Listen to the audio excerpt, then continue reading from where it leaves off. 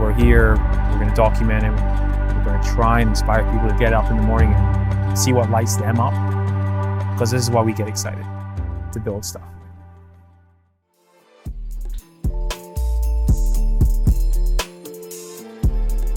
Talking quiet because it's 5 a.m. My family are asleep, and this is a day in the life, very unglamorizing day in the life of Ross Mackay. But a lot of you have been asking for what a typical day in the life looks like, and it starts here. It starts in the garage at about 4:45 a.m. where we get ready for a run. Normally run or cycle or lift every day, but we're starting Monday with a little 6-mile trot. I think Herc's gonna come, and then we're gonna get into a busy day of work. Mondays are always super busy because it's the first day of the week and we got a lot to get through. So I'm gonna take you through the week, the day even. I'm gonna take you through my training, I'm gonna take you through some of my food, and I want to keep it as raw as possible. So welcome to another episode. Let's get a little running. I started the day with Cadence Daily Hydration. So because it's only 6 miles, we're not taking any real carbs, just having a little citrus sachet. And the best thing is I've just turned the sauna on. So after I finish the run, we're gonna hit the sauna. So I think Herc's outside, let's get it.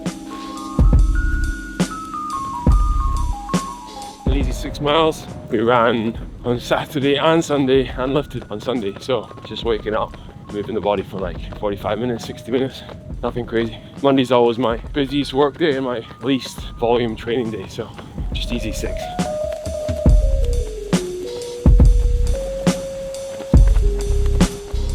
6:30, done and dusted with a coffee. All right, 6 miles done, 53 minutes, very slow, very easy, like 9-minute pace or something. So I'm gonna get home, I'm gonna do 10 minutes in the sauna. I preheat the sauna. I love the sauna after a run or after a training session. I love it at night as well, but what I notice is I drink so much volume of water at night and I wake up multiple times to pee. So if I can get a sauna first thing in the morning, perfect. So 6:17, 6 miles done, day in the life on a Monday morning.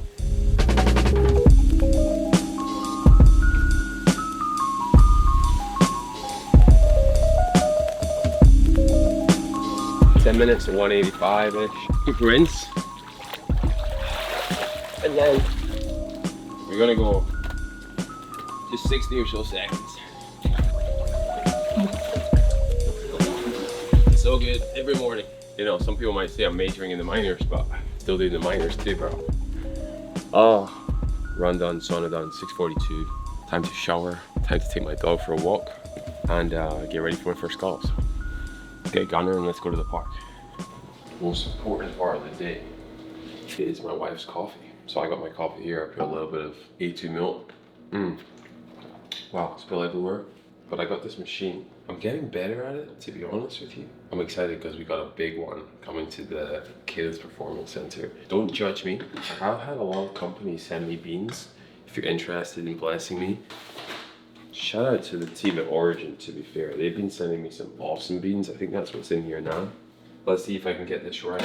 So, we've been working on the coffee for probably 4 or 5 months now. I would say started pretty bad, getting better, but I've had a few friends come over and bless me with some blessings. So, let's see what I can do. I'm addicted to good mugs now. Apparently, this is preset to the right amount of coffee, so I can't really mess it up. Give it a little press, a little cheeky. Got the scale, espresso pour. Guys, what I'm looking for here is 38 seconds. The pour looks good. No way, guys, go on, look at this. I mean, not bad. 21 seconds, 38, guys. Let me know what you think of that. Let me know what I could have done better. A little bit of vanilla for the wife. So, I'm not really an alternative milk guy in this house. We got the real cream top straws here. You know, each their own. Don't judge my latte art, guys. And then you kind of just do this jazz. You know, I'll take that. I'll fucking take that right now. That's not bad. So my wife loves the coffee by 7 o'clock every day. Happy wife, happy life, 6:53. I'll take this to her and then we'll take Gunnar out for a walk. Ready for action, boy? Like I said, run done, recovery done. I do have a dog, Gunnar, you may have seen him, and it's my job to make sure he gets tired out in the morning. So he's down here, we're gonna go to our local park. I'll let him rip, dog park, whatever, take a couple calls while he does his thing, and then we go back home and get on with the day, but it's a priority to make sure that he gets his steps in, just how I've had my steps in. I think a lot of people get dogs and then they don't realize like these dogs need a lot of work. Probably could be a better father for my dog, but this last couple of weeks I've been like, okay, making sure he gets his steps in is a priority. So 7 o'clock, we're at the park. And yeah, we'll go back. Day today is really busy. 8 o'clock today, I have a check-in with the sales team. 8:30, I have a check-in with the exec team. And then my day kind of goes on like that. 10 o'clock on a Monday, I actually swim with my daughter. It's her swimming lessons. So it's not a standard day in the week, obviously, that I take a gap 10 to 10:30, but I posted a video the other day being like, that is rich to me. Like, you want to take my daughter swimming at 10:30 on a Monday while the team handle whatever. If I can't take a 30-minute gap in my week to take my daughter swimming, something is going drastically wrong with my hiring. So take her swimming at 10:30 today, every week on a Monday, non-negotiable. I will not miss it. She's becoming a proper dolphin, I tell you. And then back to full day of work. As you can see, like I try and optimize every hour in the day, get up super early, get my workout in, get my recovery in, get my dog walk in. When I'm doing these things, I'm also doing a bit of work here and there. So, you know, now I'll take a call, for example, and then it allows me to try and free up that 12 to 1 o'clock hour where I may get a lift in, right? Some people like to sit and scroll on their phone on their lunch break. I'll try and squeeze in some steps or even a lift. So we'll see how the day goes. Work does mount up. Like I deal mostly with just inbound stuff all day. I leave a lot of hours in the day free because stuff comes at me all the time and I gotta have those hours free to deal with what happens there and then. So if I'm just blocked all day, my phone's going, I don't have that extra time to deal with what the issue may be at that moment in time. No issue, but the mirrors did just arrive at the gym, so we'll probably head down later and check that out. So amazing. Let him sit. Stay. He's really well trained up. 7:30. We're gonna nip past the office, the Cadence Performance Center. I might try and pull in. Got 30 minutes till my first call. I know they put down the logo in the ground, which was a last minute addition, which is super cool. Let's see if they're working.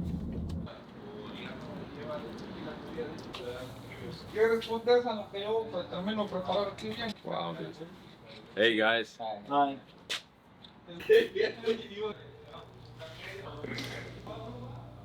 Wow. Unreal. More cool updates. The flooring is in. Like I said, there's going to be turf down the middle, but until that turf arrives, because it's custom, we just laid the full flooring. But we're literally almost there. Treadmills are in. Put that plaque that was going to go on a wall. It was John, the builder's idea, put it in the floor. I feel like that's going to be like that picture moment. I feel like every gym needs like a picture moment, you know, like the photograph wall. And we're still figuring out like the overarching plan for the Cadence Performance Center, but it's not a gym per se, it is an office. Like I said, most of the work that will get done in there, upstairs in our office. Obviously, we built a gym, we're building a recovery center. There's sauna comes this week from Sisu, ice baths come in a couple weeks, and we're still figuring it out, but I think the main sort of utilization will be Road to LA Marathon, hopefully starting in December, so we'll announce it soon. Being able to sign up, being able to come through. If you are training or not training for LA Marathon, we'll be offering a sort of block strength and conditioning training once a week, recovery sessions, and then probably 2 runs out of the performance center. Maybe it's a Wednesday night and then a long run on a Saturday. We're still figuring it out, but I think that will be kind of the main opportunity for people to come through if you sign up for Road to LA. You don't have to be running in an LA Marathon. I will not be running LA Marathon. But of course, I'll be participating in a lot of these runs. So unbelievably excited. We're almost there. We're just waiting for the main equipment now from overseas. It is going to be custom branded. Takes a little bit longer, but yeah, we're over budget. We're over budget for sure. Sorry, Amy.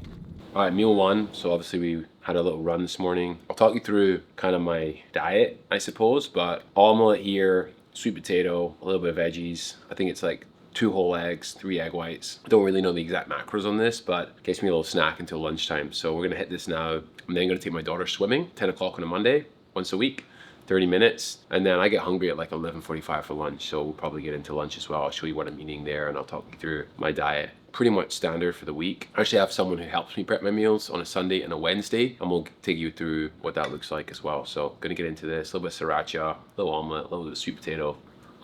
Insane. Maybe I should start cooking YouTube.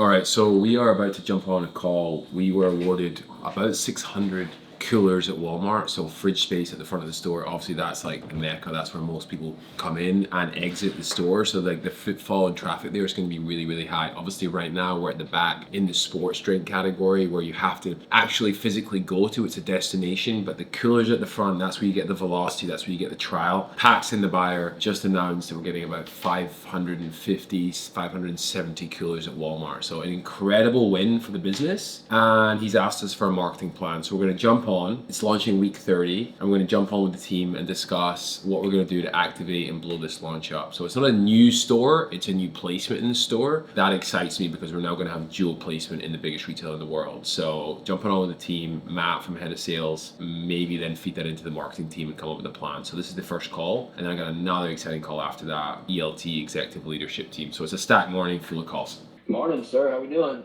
We're doing amazing. We're discussing cold placement at Walmart. Like, fucking great, dude. I don't want to get ahead of myself. I'm going to get ahead of myself. Spoke to Ellen from Fresh Time this morning. She's like, sorry for the delay, but that's an opportunity. So it looks like 4 SKUs, all 70 doors. She's like, we wait till January or we can squeeze you into September. And I was like, squeezes in, my friend. That's a fucking massive win. Well done. Massive. That'd be great. Yeah. So I'm just finalizing stuff now, but yeah. So. Dude, congrats. That's an A1 account for us. That's exactly what we talked about. Let's go back. Let's build Fresh Time. Let's build Wegmans. Let's build it.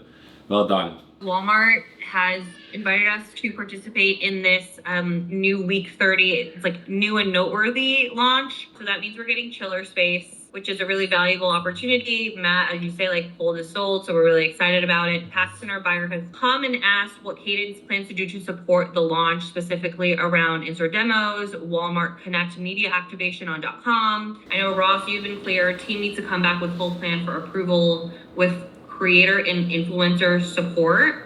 But today we're not making like final decisions. It's more about just like an initial directional input so that Matt isn't going into the conversation like totally cold. He knows like what we're thinking and what levers we think we want to pull. Yeah. Here's my like overall gut feeling on this whole thing. This is a Walmart relaunch for us, right? Regardless of like cooler or not. And we create like much more impressions on the fact that we're in Walmart and we're in the cooler, but we're also over here too. Last thing I'll say is it's 11% of distribution, it's 500 stores-ish, right? So obviously the issue you're always gonna have is like, it's not in my local, but like, I think it's more of an awareness cadence Walmart piece. We haven't talked about Walmart in 24 weeks on any of our channels. I have 5 to 10 key creators. What alls are included on that? This is our relaunch. It's like relaunch is like awareness for us being in Walmart. Like success to me here is millions more people know that we're at Walmart, whether that's at the fridge or in over beside fucking Gatorade. And then like down from that is like what's the most effective way to do that. I don't know what the size of the prize is. I don't know if we've underwritten like the PO. I'm sure it's not a monster. I would just say that like a lot of the marketing dollars on creator that week for the long-term value of the Walmart relationship should be shifted to this. This is a second chance to show Paxton that we mean fucking business. And we're creating a category, and like this is a 3-year situation for us, and that long-term 3-year needs to be like proven today. And I truly believe velocity will increase in the cooler too. All right, great call. Walmart launch plan underway, and then got some exciting news about launching into Fresh Time, 70 locations, 4 SKUs. That's the goal, right? Like you get your account and then it's like you get 1 can in, you get 2, 3, 4, and you build like presence, you build space on the shelf. It's like almost overwhelming to see 10 Bloom cans on a shelf, and it makes you want to like buy into the product and maybe even buy more than one. So I think like that's what total distribution point stands for, TDP, if you hear me say that. TDP is stores times products on shelf. So if you have 1 store with 1 can, 1 times 1, you have 1 TDP. If you have 1,000 stores and 2 products on shelf, you have 1,000 times 2, you have 2,000 TDPs. So the goal is to get to like 100,000 TDPs. That doesn't mean you want 100,000 with 1 can. You'd rather have 1,000 with 100 cans on shelf, right? So that's what we want to build towards. So 4 in 70 is a fucking big win. So it's 10 o'clock and I have a non-negotiable on Mondays at 10 o'clock because it's my daughter's swimming lesson. So I'm very fortunate to have the team in place now where I can take 30 minutes off to go and swim with my daughter. It is something that I've struggled with in the past, like, you know, not being on my laptop or my phone, but it's literally 30 minutes. I enjoy it. She loves it. It means a lot to me to be able to like do that on a Monday morning. So that's like rich to me, not just being at my laptop all day and grinding away, like taking step away, 30 minutes, spending that time with my daughter. And those are things that I have like big priority in my life. So I'm gonna go jump in the pool now. It's her 10th swimming lesson. She's got a little test to do, so let's hope she passes like her dad. I was a swimmer back in the day. But yeah, it's awesome. Super excited.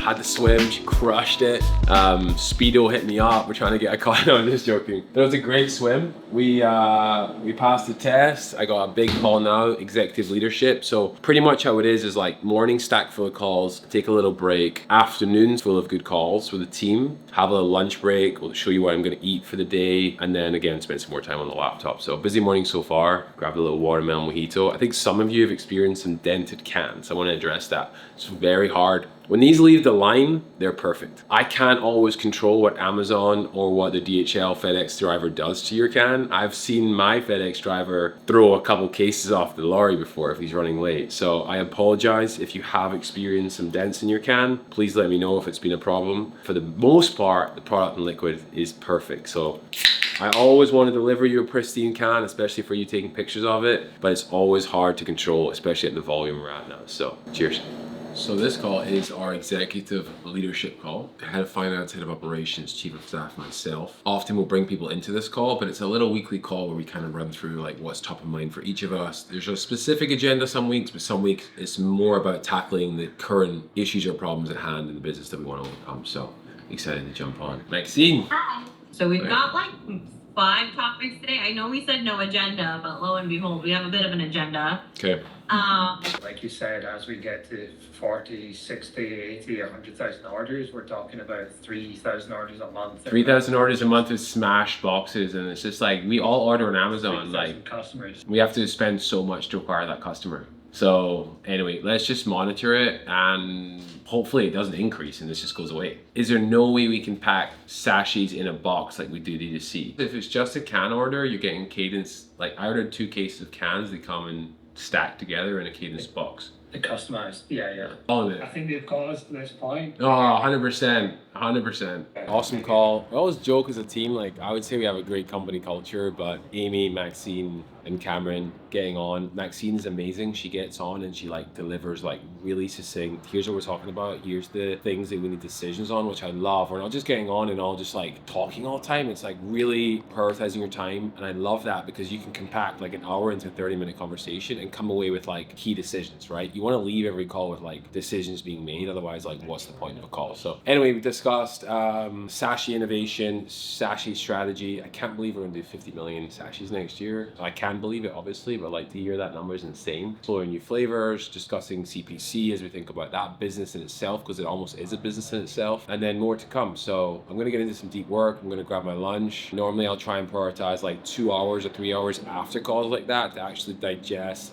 think, and do some work. So one of the worst things you can do is just go back to back to back to back, and then you actually don't get any work done. So taking that time now to invest into some of the workflows coming off of those calls. So I'm gonna grab lunch and honestly maybe a little Bloom Energy or a bottom. Honestly, I'm feeling like that midday caffeine slump. I'm looking at the fridge, or maybe it's the coffee. Anyway, let's get some lunch and have some more work. All right, so meal 2 is kind of like a potential pre-workout for my next workout. So I've basically been on calls for the last 3 hours. It is like 12:30. So here, I prep my meals on Sunday for Monday and Tuesday. I have a chef, Pedro. So we got beef, chicken, sweet potato. It's like 185 grams of beef. A little bit of chicken, because I was a bit short on beef. Sweet potato and veg. It is weighed.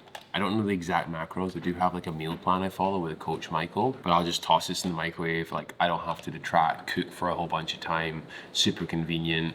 I find this is just the easiest way to stay on track. You don't really need motivation or discipline. Like it's really hard to fuck this up. So what I might do is, you know, a few pickles, put a bit of hot sauce on, maybe like a spoon of cottage cheese, and like, you know, do up the meal a little bit. But for the best part, I have this. And then I actually have pretty much the same meal for dinner. And like There's very little variance from Monday to Friday. I am on, I would say, a little bit of like a new diet, new macro goals, given that I'm like doing a lot less cardio training right now, a lot more weight training. So just upping the protein a little bit, keeping carbs pretty consistent. I would say probably around like 225, 250 grams of protein, probably around like 225 to 285 grams of carbs, and like 65 to 85 grams of protein, somewhere between like 800 and 250 calories a day, depending on my training volume. At the weekend, I'm super flexible. Like if Blue Banana want to go for a sandwich, I go for a sandwich. But Monday to Friday, you'll see me eating out of a Tupperware. I love it. I've been doing it for years. I don't crave any foods. If I crave it, I have it. Anyone that's trying to get in shape, I highly recommend weigh your food, track your calories, because it's very hard to fuck up. So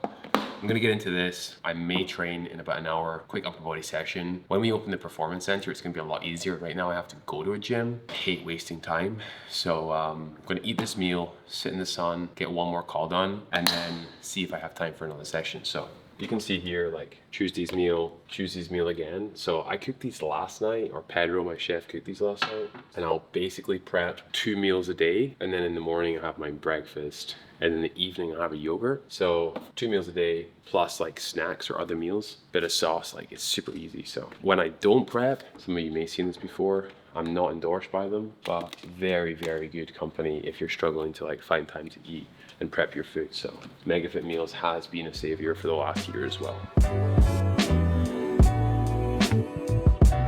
The question I got a lot at Dom's event, and the question I get a lot on Instagram is, how do I know, so you're a founder and you have an idea, let's say you want to start a beverage brand, how do I know how much I want to make it for, and how do I know how much to sell it for? And there's basically a reverse margin math that you need to work through that I always work through for every product.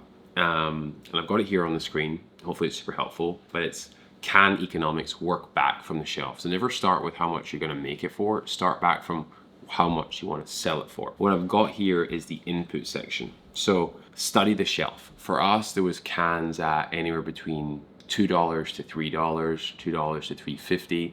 And you want to be competitive. You don't want to be the most expensive on shelf. Yes, you might be the best, but you don't want to be the most expensive. So study the shelf, try and be somewhere around the average, or if you want to be a little bit more, just be a little bit more. So for us, we're $2.78 on shelf. The average could be anywhere between $2.50 to $3.50. We feel like that's the sweet spot for us. So we work from a retail shelf price of $2.78. There's like 3 variables you need to think about. One is the retailer margin. So any supermarket, whether it's Tesco's, Holland & Barrett, Walmart, Target, Costco, work on average at around 45% margin. So they're gonna want their margin profile. So you've got to sell it into them and they've got to make 45%. So working back from $2.78, they want 45%. It might be 50%, it might be 40, but the average is 45%. In order to get it into the store, you work through a distributor. Distributor margin is anywhere between 15 to 30%. For purpose of this mass, we've got 25%, and then the brand should always be working on 50%. So there's the shelf price, retailer margin, distributor margin, and the brand margin.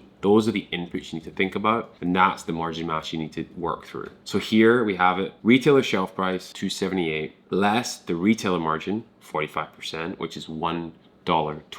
Price to retailer, so what the distributor is going to sell it into the retailer. So you're not selling it into the retailer yourself. You're getting the account and then you're working through a distributor. So you're actually going to sell it into the distributor. The distributor is then going to sell it into the retailer. So they're going to sell it to the retailer at $1.52, less the 25% distributor margin, which is 38 cents. The brand net price, your revenue to distributor, is $1.14, and that's your targeted COGS to brief your manufacturer of how much you want to make it for. So ideally you're making a project, you're turning up with a product, you're saying, hey, I want to make my can for 57 cents. So working back from $2.78 to 57 cents, you have the retailer margin, distributor margin, and the brand margin. So it's actually a reverse mass, and that there should be able to scale for any product, whether it's a bar, a sachet, a can, a bag of chips, whatever it may be. So I'm happy to share this with you all. 45%, 25%, 50%. If you can get more, great. But this is generally the margin mass that we work on at the company. So this is the first time I've pulled it up on the screen. It is in Excel and we can play with the variables. If you like this type of content, just let us know. We're happy to do it. It's a step away from the whiteboard Wednesdays, but it is a bit of a complex math equation. And let me know if you want to see more of this. All right, just wrapped up my last call. It's 5 o'clock. Gonna head into the kitchen because I have a non-negotiable. 5 to 6-ish is dinner with the family. So I'm gonna head in and cook up some food for my daughter and my wife. So we're on the handheld now. It's 5:06, which means it's my daughter's dinner time. So pretty much new, real non-negotiable. Daddy's on dinner duty. So make food for my wife and my daughter. Thankfully, the food is actually already made. My wife's mother made the food. I'm gonna plate it up and then we have dinner as a family, kind of like 5:30 to 6 before we put Bloom down to bed. So gonna get into that, gonna get some food and have dinner with the family.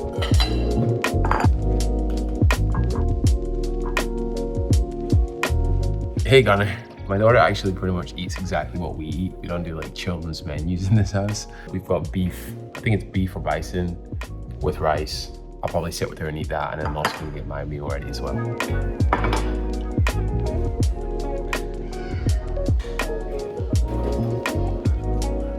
And then for my meal, I have, again, one of my prep meals. So we have chicken, 185 grams, sweet potato, 200 grams, carrots, 150 grams, and then I put in olive oil, teaspoon. So I'll warm this up and then have this when they have their dinner as well. So one thing I will do when I'm feeling like a little bit extra hungry or maybe I've missed some calories for the day, if you can ever find it in the supermarket, a little spoon of good culture. I'm like a big sauce guy, kind of acts like a bit of a sauce. That's like 2 tablespoons pretty much. My wife is coming down with my daughter now. Chicken and veg, beef and rice, and a watermelon mojito tonight. So getting into the final meal for the day after a really busy day. So come on, dinner's ready. Beef and rice, broccoli, Brim's favorite. Chicken and sweet potato, bon appetit. Bon appetit. Got the mojito for my wife. You want chicken? She always wants what I like. The broccoli. So in this episode of Ross's YouTube, Ross doesn't wolf his meal down in 20 seconds. He's gonna pretend that he's... Oh, that is so funny. You even waited because you were in the shower. I would have just eaten it. Yeah. You would still sit with us, but you would have been done with your meal. So what did everyone do today anyway? My mom and Bloom were in the pool. For like 2 hours. I was working. For those of you that don't know, my wife is launching a hair fragrance. It was in my last TikTok. I think that was the reason the TikTok blew up. And it smells pretty good. I don't have it in today, but it's 3 scents: cactus water, cloud, and Tonka Boy. Tonka Boy, baby. So hopefully you all get the chance to experience it. It's coming very soon this year. It's like a hair mist fragrance. Bloom, how was your day? Do you feel good? We're chatting. We're asking how your day, hoe het was, hoe je dag, was je dag. My wife talks Dutch to my daughter, Heel and I goed. talk English. So I've just put my daughter down to bed. It's 7:30 and I'm back in the sauna. So sometimes after putting my daughter down to sleep, I turn the sauna on and I crank a little 20-30 minutes just to finish the day. So I get time to think about the day. I get time to relax, maybe listen to a little podcast. So I try and get in here every single night, and it's been a great day, a really busy day of work. I've tried to show you like a typical day in my life. Obviously every day is different, things come and go, but we're trying to show you the real side of building a brand and building a business. So I'm gonna jump in here, do 20-30 minutes, turn on a little podcast, and then we're gonna go through my nighttime routine, which normally exists of a little bit of yogurt and a sleep sachet, of course. So it's hot as hell in here, Jesus. Ice cold. So I jump in the ice bath after the sauna at night. I feel like when I bring my temperature down, I run really hot. So if I can bring my temperature down at night, it helps me sleep so much. Sometimes I'll do 2 or 3 runs in the sauna, can have a little yogurt, have the sleep sachet, and go to bed. So, let's dry off and sleep sachet. Hey baby, what are you snacking on? My wife likes a nighttime snack. There's nothing to snack. There's nothing to snack. Very dis- She does have quite a tidy snack drawer.